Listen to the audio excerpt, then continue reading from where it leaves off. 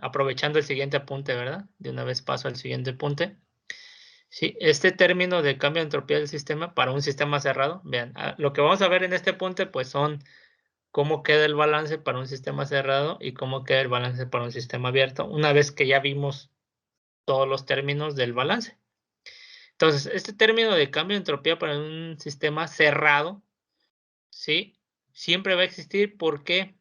Porque siempre va a existir sustancia encerrada, ¿sí? Y esa sustancia encerrada, pues se va a ver influenciada por los mecanismos o por las irreversibilidades que se presenten. Es decir, al inicio la sustancia va a tener una temperatura, una presión y un volumen, ¿ok? Y gracias a esas propiedades, nosotros podemos medir la formación de entropía. Entonces vamos a tener una S1. Ahora, en un estado final o en un estado 2, ¿sí? Ese sistema cerrado, ya sea que presente transferencia de calor o no, o que presente alguna irreversibilidad interna, pues va a modificar esa temperatura, presión o volumen, ¿sí? Acuérdense que pueden modificar los 3 o 2 o 1, ¿verdad? Pero siempre una propiedad se va a modificar. Y esa modificación de esa propiedad, pues me va a generar la formación de otra cantidad de entropía. Entonces, por eso decía yo que en un sistema cerrado siempre va a existir este término. ¿Por qué? Porque siempre va a estar cambiando las propiedades medibles de la sustancia y por ende, pues alguna propiedad de estado de la sustancia. No sé si ya se entendió. Algo importante que, bueno, aquí no viene en el balance. Recuerden que en un sistema cerrado puede haber varias entradas de calor o varias salidas o varias entradas y no haber salidas o viceversa.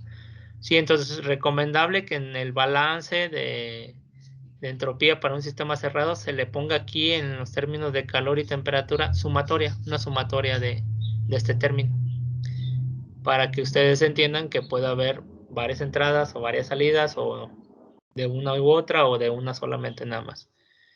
¿Sí? El término de generación, recuerden que para un sistema reversible pues no existiría. Para un sistema irreversible o cuando se presenta una irreversibilidad hay que dejar ese término.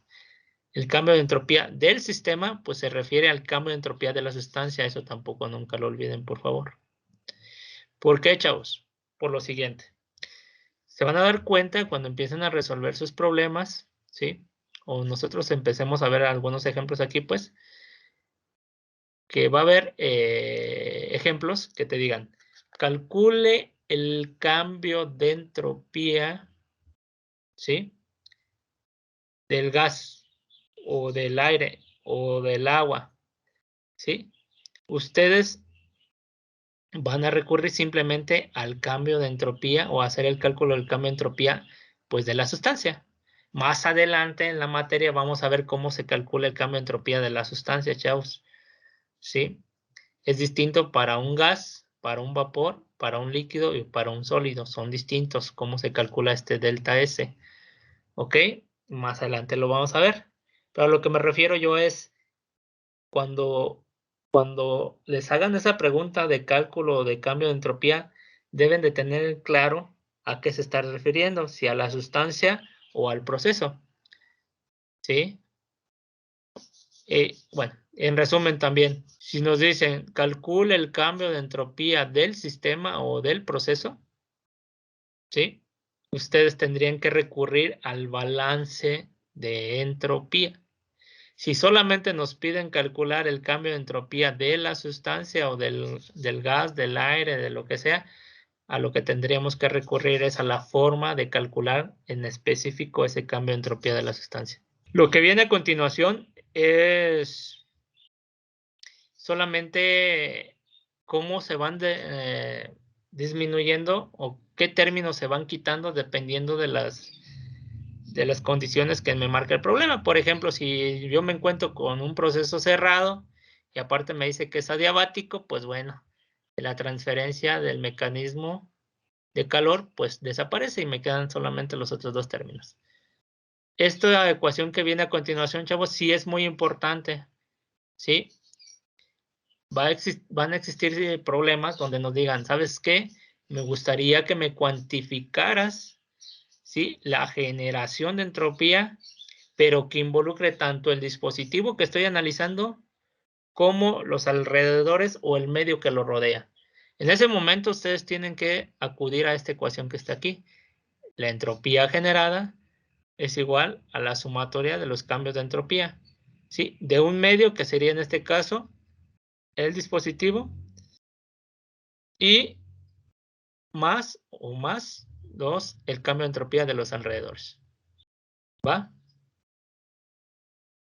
¿Sí? El cambio de entropía del sistema pues simplemente es el cambio de entropía y el cambio de entropía de los alrededores, chavos, es el calor de los alrededores entre la temperatura de los alrededores. Ojo aquí, si los alrededores están cediendo calor, el signo aquí es negativo. Si los alrededores están ganando calor, el signo es positivo. ¿Sí? Ahí igual la convención del signo importa. ¿Ok? Más adelante, pues en los ejemplos y demás, pues eso va a quedar más claro. Pero bueno, de entrada, recuerden que la convención del signo se sigue aplicando, chavos. Bueno, algo que también tendría que comentar es que la temperatura, recuerden que está en grados absolutos o se debe poner en grados absolutos. ¿Sí? Y para este caso del cálculo de entropía de los alrededores, la temperatura siempre, siempre, siempre va a ser la del ambiente o la del alrededor. ¿Ok? Siempre. Esa no va a variar. Para un sistema abierto, chavos, pues igual. Ya vimos los mecanismos, ya vimos los componentes del balance y pues bueno, podemos establecer nuestro balance de entropía. ¿Sí? Aquí les dan o les proporcionan 2, pero simplemente es en función de qué tipo de unidades establezco mi balance, ya sea como energía total, que es la ecuación superior, y la siguiente, pues es una ecuación si yo establezco mi balance como un flujo de energía. ¿Sí? ¿Sale? Igual, si ven, aquí sí ponen sumatorias. ¿Por qué? Porque pues yo tengo, o puedo tener más bien, diferentes entradas, diferentes salidas, ¿verdad? Tanto de masa como de calor. ¿Sí? Y a continuación, aquí ya les había dicho que este delta del sistema, para un sistema abierto y para un sistema cerrado, se toma distinto. ¿Se acuerdan que para el sistema abierto, sí, ese cambio de entropía del sistema va a desaparecer o no va a existir cuando no haya acumulación? ¿Sí? Es decir, si mi flujo es estacionario, o cómo se define el flujo estacionario? Nada más por recordar, chavos. ¿Qué es un flujo estacionario? Que lo que entra es igual a lo que sale. ¿Pero en De la qué? masa. De La masa. masa. Exactamente, de la masa. Muy bien, así es. Si la masa que entra es igual a la que sale, entonces no hay acumulación dentro de mi dispositivo. Por lo tanto, ese término desaparece. Si existiera acumulación, ese término no desaparecería. ¿En qué tipo de sistema sí va a estar presente? ¿En cuáles? Intermitente o semicontinuo. Exactamente. Eso tampoco lo olviden, chavos.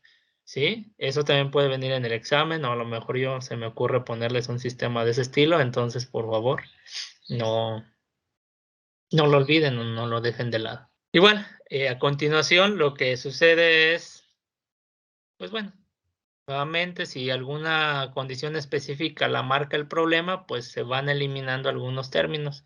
Si es flujo estacionario, pues ese término de acumulación desaparece. Si aparte solamente tengo un flujo, pues solamente las sumatorias pues desaparecen, las sumatorias de masa y solamente queda un delta. ¿Sí? Si el sistema es adiabático, pues la transferencia de calor pues se quita.